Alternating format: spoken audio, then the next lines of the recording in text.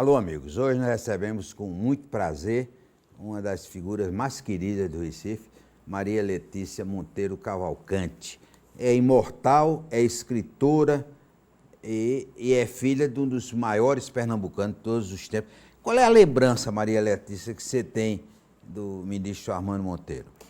A presença de meu pai, né? Eu não consigo falar nele sem me emocionar até hoje, mas a presença dele na minha vida foi assim, muito grande, muito forte, muito presente. Papai morreu com 92 anos e até os últimos minutos de vida era uma pessoa muito participativa na vida dos filhos, na vida do país.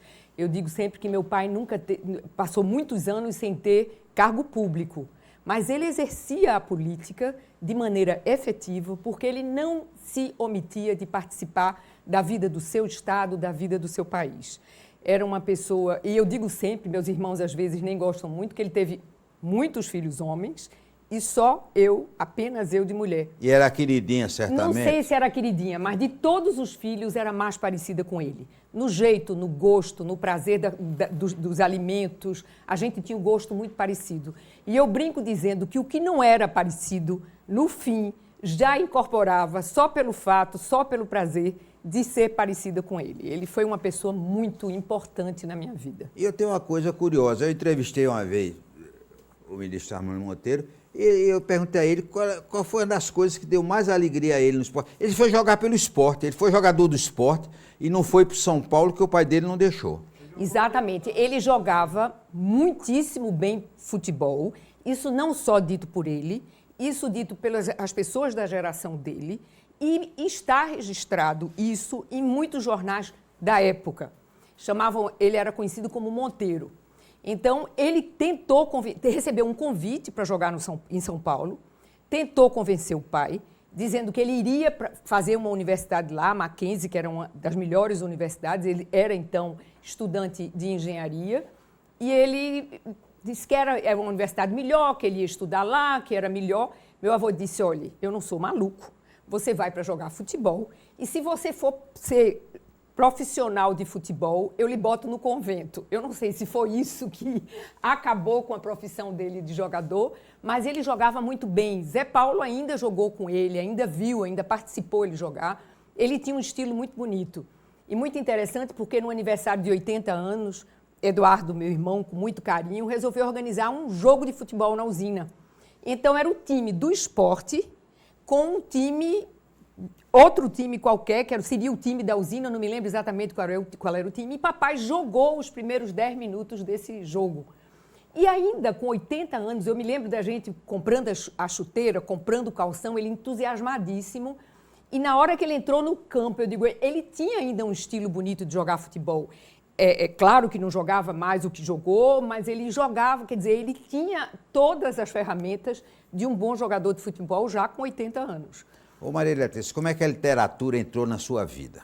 Bom, a literatura, como várias outras coisas, entraram na minha vida por Zé Paulo.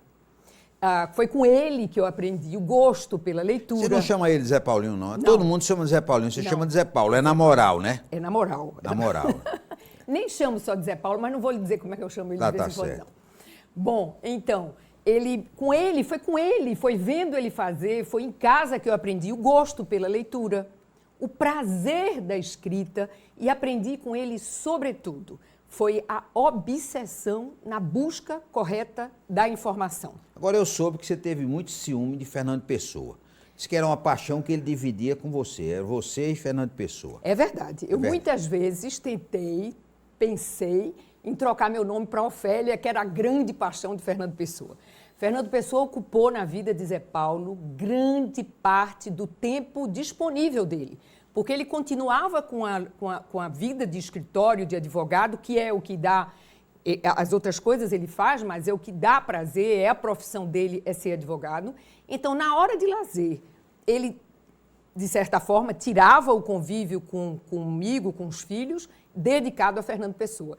Muitas vezes eu, de brincadeira, disse a ele, olha, agora eu vou me chamar Ofélia, para ver se faço mais sucesso com você. Mas você se tornou fã de Fernando Pessoa? Eu já era. O livro que Zé Paulo usou, eu sabia da paixão de Zé Paulo por Fernando Pessoa, Eu comecei a namorar com ele em 67 e o primeiro presente que eu dei a ele foi um livro com os poemas completos e a obra completa de Fernando Pessoa.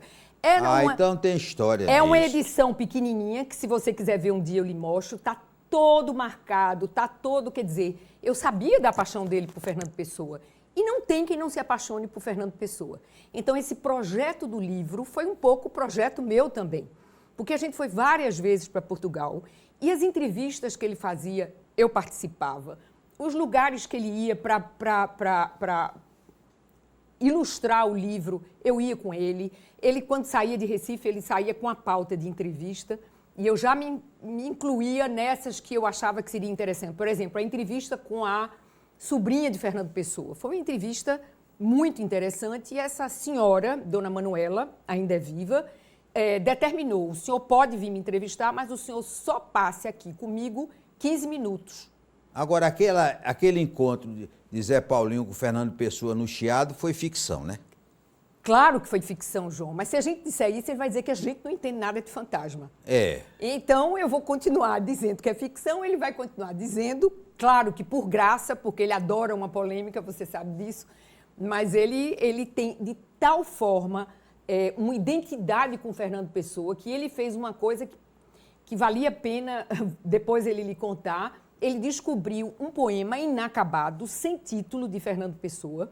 Zé Paulo colocou um título nesse poema e acabou o poema. Virou um poema lindo.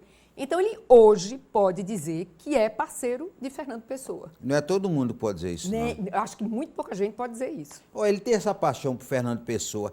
E essa de Queiroz, ele gosta também? Não, eu acho que ele agora está se fechando um ciclo de Fernando Pessoa. Ele vai fazer um programa são programas na curtos. Netflix, né? Exatamente. E eu acho que isso vai fechar, de certa forma. Mas eu acho que ele tem que transferir essa paixão enorme para outro escritor, e de preferência português, porque é tão agradável ir a Portugal sempre. Então, mas ele é apaixonado por Gilberto Freire também. É uma sugestão. Eu acho que a paixão de Gilberto Freire é maior minha. Porque eu acho que ninguém escreve sobre gastronomia sem estudar profundamente Fernando Pessoa. Daí meu livro, Gilberto Freire e as Aventuras do Paladar. Depois do intervalo, nós vamos continuar conversando com Maria Letícia Cavalcante.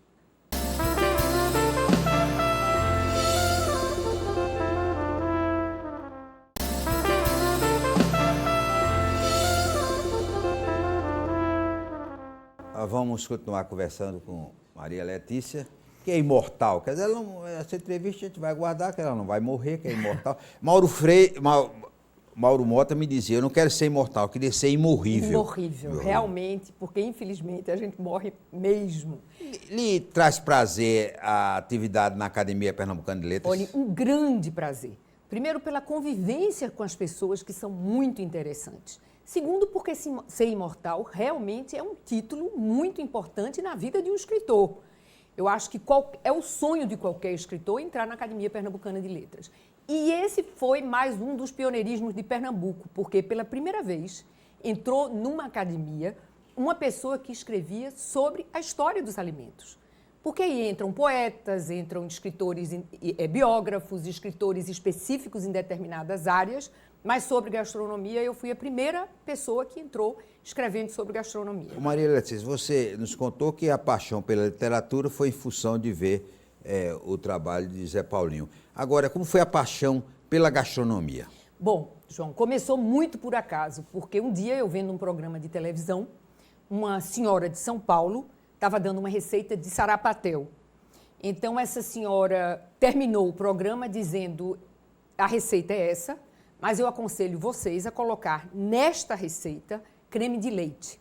Vai ficar uma receita muito mais suave, uma receita muito mais fina do que a receita nordestina. Eu lhe confesso que naquela hora eu fiquei profundamente incomodada.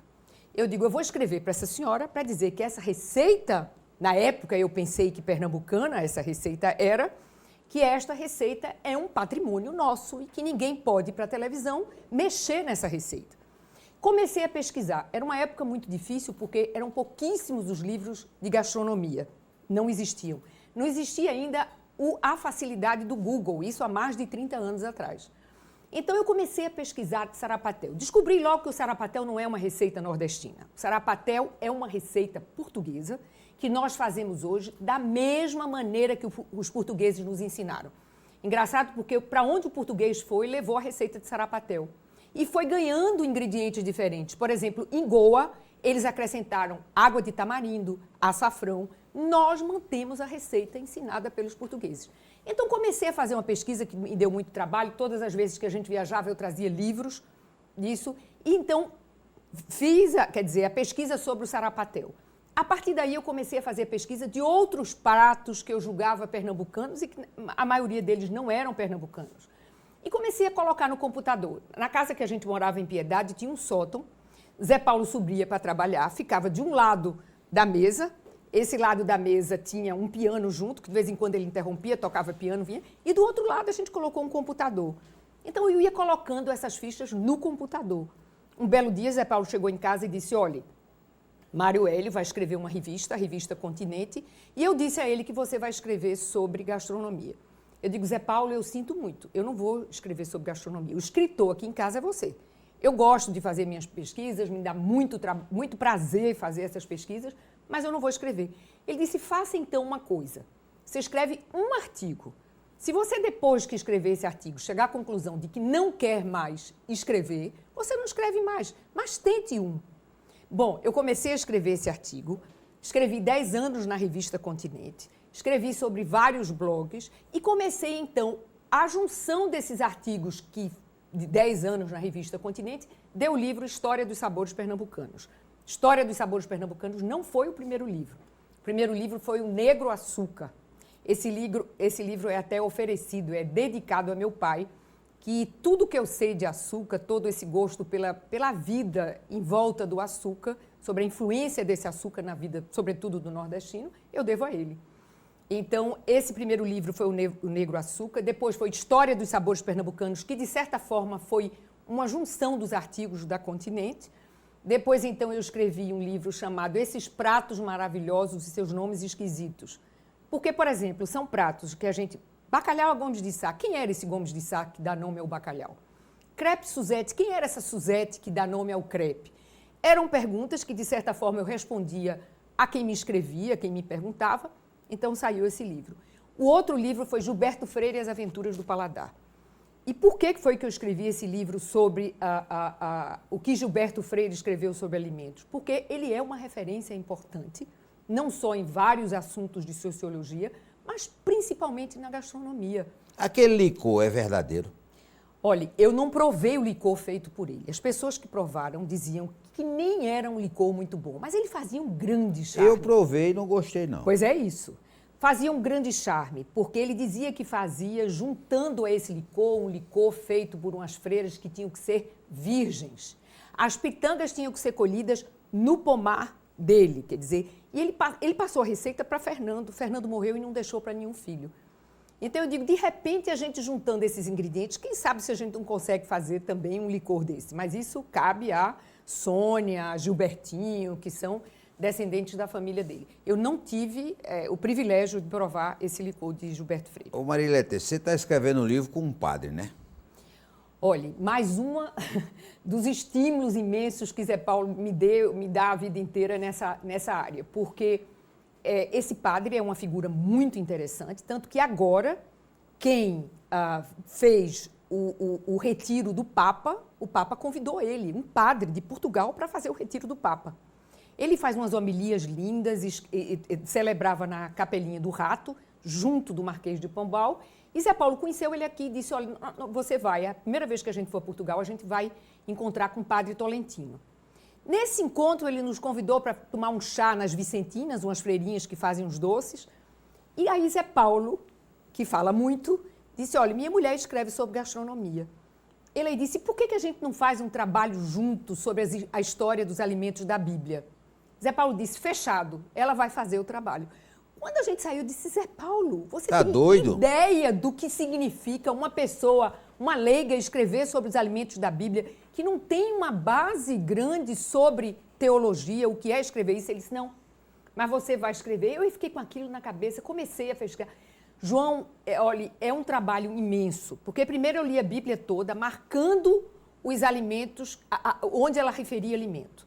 Cada um daqueles versículos eu passei para o computador. Depois, então, eu dividi esses versículos por assunto. Tudo que falava de planta, tudo que falava de animal, tudo que falava de bebida, e fui separando os assuntos. E agora eu estou escrevendo, vamos dizer assim, no meio do livro. Eu ainda passo algum tempo escrevendo esse livro. Agora é tudo muito checado. Você acha, em Portugal, se você for, em outros lugares, vários livros dizendo os alimentos da Bíblia.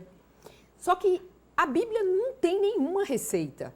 Você sabe na Bíblia quais eram, por exemplo, as carnes preferidas, que é o peixe, o cordeiro, o cabrito. O boi, raramente comiam boi. Boi era usado mais para animal de tração nos arados. Comiam também, mas não era tão comum. Você sabe que tipo de verduras usavam. Você sabe como preparavam normalmente assado, ou então seco ao sol. Mas não tem nenhuma receita na Bíblia. Então, o meu livro, a proposta é falar de que alimentos, de que ingredientes eram usados na Bíblia e que até hoje estão lá registrados, quer dizer, é um registro que a gente passa despercebido. Qual era o prato que Jesus preferia? Olha, o que ele preferia, eu não sei. Em vários jantares, várias das ocasiões, no Novo Testamento, e isso é uma coisa muito interessante, tudo se passava em volta da mesa. E qual é a grande ponto de importância que a mesa em volta de Jesus nos trouxe? É que ele levou para essa mesa prostitutas, fariseus, leprosos. Ele colocou todo mundo em volta da mesa, como se quisesse compartilhar aquele momento. Inclusive, a palavra compartilhar vem de pão, dividir pão. Então, é uma coisa... isso é o principal ponto, e isso, quando eu chegar nessa parte, a parte dos banquetes, a parte da refeição, é o que vai ser mais frisado. É uma grande inovação, isso foi uma grande inovação na época. A última ceia, teve pão ou teve mais comida? A última ceia era pão e vinho mesmo, não tinha. Por mais que desenhe aquelas coisas, era o pão e o vinho da maneira mais simples possível, que eram assim os alimentos. O carneiro era um carneiro que era morto na hora e era assado. Ele preparou um prato, na Bíblia tem um prato preparado por ele. Ele já ressuscitado, vai para a beira do rio, os discípulos estão chegando num barco, olham, custam acreditar que seja mesmo ele com a figura dele. Ele tem uma coisa, um assador, eles chamam um assador, e ali então o peixe que chegou, ele assou o peixe e os discípulos dividiram esse peixe com ele. Quer dizer, essa é uma receita preparada por ele. Não tem vestígio de nenhuma outra receita preparada por ele, nem tem vestígio de receita nenhuma. A gente não encontra na Bíblia nenhuma receita propriamente dita. Mas, por exemplo, esse peixe, se sabe que tipo de peixe era? Aí tem todas as informações. Tem um capítulo de peixes, quais os peixes, onde eram pescados os peixes, como os hebreus se aventuravam, que não se aventuravam em mar aberto, eram no grande mar, como eles chamavam, que eram mais lagoas do que mar, como eram os barcos, tudo isso está muito explicado. Por quê? Tudo isso tem uma pesquisa paralela. Como eu não tinha uma formação teológica, eu precisei estudar o entorno para poder escrever sobre isso. Tem um livro muito interessante, um biógrafo dos anos 50 depois de Cristo, chama-se Flávio Joséfo, que tinha tudo isso muito na sua cabeça, então ele fala sobre coisas que são muito importantes para você compreender como era a vida do povo hebreu naquela época. E quando é que sai o livro? João, olha, eu acho, Zé Paulo está me impressionando, quando é que sai o livro, eu acho que eu ainda tenho uns bons 6 meses de trabalho nesse livro. Até porque, quando o livro estiver pronto, todos esses versículos vão ser checados. Esse trabalho, na realidade, era para ser feito por um grupo. Pessoas que estivessem fazendo, mas está sendo feito só por mim, então vai demorar um tempo. Mas você tem, cada vez que vai a Portugal, um contato com o padre? Esse padre... Vai virar cardeal, eu Ele soube. vai. Pois é, a gente teve em Roma com ele, conhecendo a Biblioteca do Vaticano, que é uma coisa espetacular. Ele hoje é o presidente da Biblioteca do Vaticano.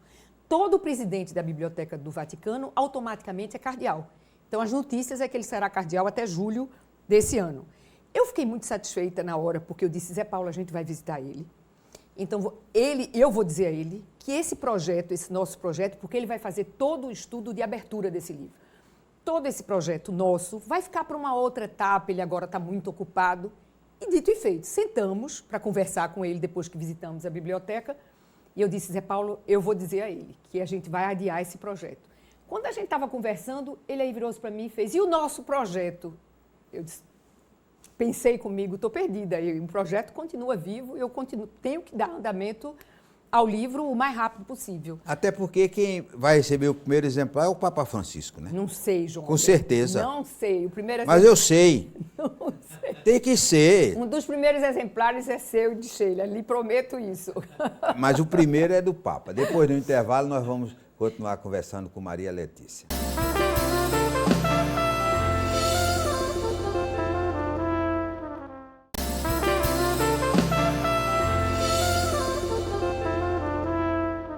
Nós vamos continuar conversando com Maria Letícia Cavalcante. Agora o tema é o açúcar. Antes disso, Dona do Carmo lhe ensinou muitos pratos. Você é boa de cozinha? Olha, eu sou boa de cozinha, mas devo à minha mãe muita coisa. Mas eu devo o meu prazer pela culinária à minha avó Maria José, a mãe de meu pai. Eu desde pequenininha, ela me colocava na cozinha junto com ela. Ela era uma cozinheira espetacular. Então ela colocava um banquinho, eu ficava em pé em cima do banco e vendo ela cozinhar. Ela cozinhava bem porque ela tinha livro de receitas, mas ela misturava os ingredientes, ela criava receitas.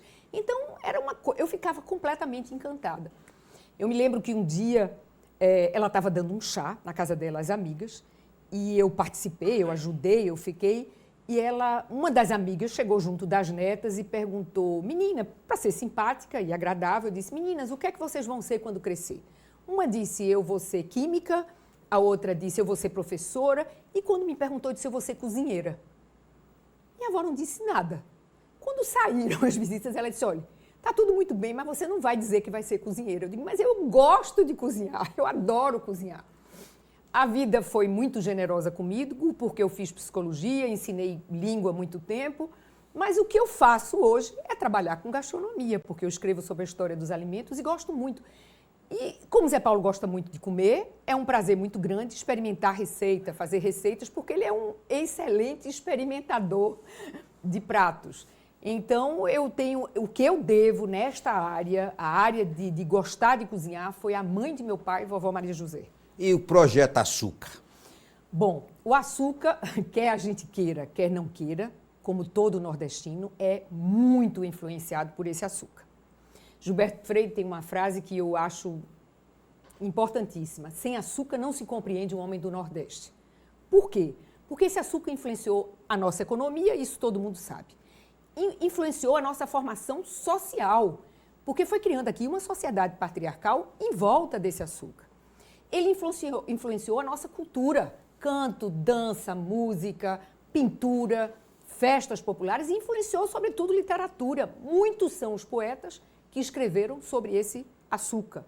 Influenciou a nossa culinária, isso é claro que influenciaria, porque foram na Casa Grande dos Engenhos que nasceu toda essa nossa doçaria, considerada uma das mais importantes doçarias do mundo.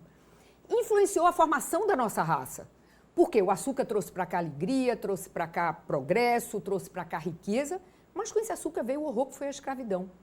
Então, é por conta disso que formou essa nossa raça. Aí eu digo sempre, disse isso sábado passado na academia, como se esse açúcar corrigisse o rumo da história, junta para sempre africanos, índios e portugueses, formando aqui essa nossa raça, que é, sem dúvida, uma raça única, uma raça muito especial. Então, se esse açúcar é tão presente em nossa vida, se tantas pessoas se envolveram com esse açúcar, eu acho que esse livro, muitas pessoas já escreveram sobre ele, mas eu tenho já muita coisa, porque todas as vezes que a gente viaja, eu trago, por exemplo, toda a experiência da Ilha da Madeira, que foi uma experiência quando os árabes deixaram a Península Ibérica. Então, os portugueses, eles tinham o domínio total do açúcar, os portugueses tiveram que começar a plantar açúcar. Começam a fazer experiência no Algarve, na região da Andaluzia, sem nenhum sucesso. Aí, no século XV, o infante Dom Henrique manda buscar na Sicília mudas de cana, faz uma experiência na Ilha da Madeira com sucesso total e absoluto. Então, foi daí, esse açúcar da Ilha da Madeira, que veio para o Brasil. Duarte Coelho trouxe para cá agricultores e feitores da Ilha da Madeira e com ele vieram também as primeiras mudas de cana. Então aí tem toda a história do primeiro engenho que eu quero contar. Tem muita gente, eu estou dizendo que eu não sou pioneira nesse assunto, João, mas eu tenho hoje já um material muito grande que eu acho que vai ser importante juntar tudo nesse livro. Ô Maria Letícia, você disse pra gente que vários pratos as pessoas pensam que são de Pernambuco, mas vieram de Portugal, vieram de outros países, vieram da África. Mas a doçaria pernambucana é daqui, né? Bolo de rolo, Olha, bolo Souza Leão. Deixa eu lhe dizer, a doçaria pernambucana tem receitas que vieram de fora. As senhoras portuguesas que vieram para aqui, como não tinham ingredientes, adaptaram essas receitas. Aí um bom exemplo é o bolo de rolo. O bolo de rolo nasceu de uma receita portuguesa chamada colchão de noiva. O que é que a gente fez? Trocou o recheio de amêndoa por um recheio de goiaba, fizemos em camadas cada vez mais finas e nasceu essa maravilha que é o nosso bolo de rolo. Outras vezes, a gente reproduz receitas exatamente como os portugueses nos ensinaram. Um bom exemplo é o pão de ló. A receita é exatamente a mesma receita que o português nos ensinou. Cartola. A cartola nasceu aqui. Outras receitas nasceram aqui, como, por exemplo, a cartola. E o maior exemplo, o exemplo mais forte, é o bolo Souza Leão. Porque um belo dia, uma senhora portuguesa chamada Rita de Cássia Souza Leão disse: no meu engenho não entra mais absolutamente nada que venha de Portugal. Substituiu uma manteiga que se usava na época, que era a manteiga Le Pelletier, por uma manteiga feita no próprio engenho. Substituiu a farinha de trigo por uma massa de mandioca. E nasceu essa maravilha que é o nosso bolo Souza Leão. Então, receitas nasceram aqui, sim, muitas receitas, mas muitas nós adaptamos. E o açúcar, qual é a previsão para o lançamento Aí eu dele? tenho que acabar primeiro esse projeto. Primeiro é o padre. Primeiro é o projeto, esse projeto. Depois, então, vai o açúcar, que vai me dar, eu lhe confesso, muito mais prazer de fazer, porque é um assunto que está na vida da gente de uma forma ou de outra. Esse eu precisava de uma base teológica, como eu disse, que eu não tenho. Então, estou me cercando de pessoas que depois vão fazer revisão nesse livro para ver se eu disse E depois você vai preparar a receita que vai mostrar no livro e Zé Paulinho vai provar. Todas. Ele prova todas as receitas que eu faço. Umas ele gosta mais, umas ele gosta menos, mas ele prova tudo. Nós queremos agradecer a Maria e dar os parabéns aí pelo trabalho que ela vem fazendo como escritora e principalmente por essa defesa da gastronomia pernambucana. Um forte abraço e até a próxima semana, se Deus quiser.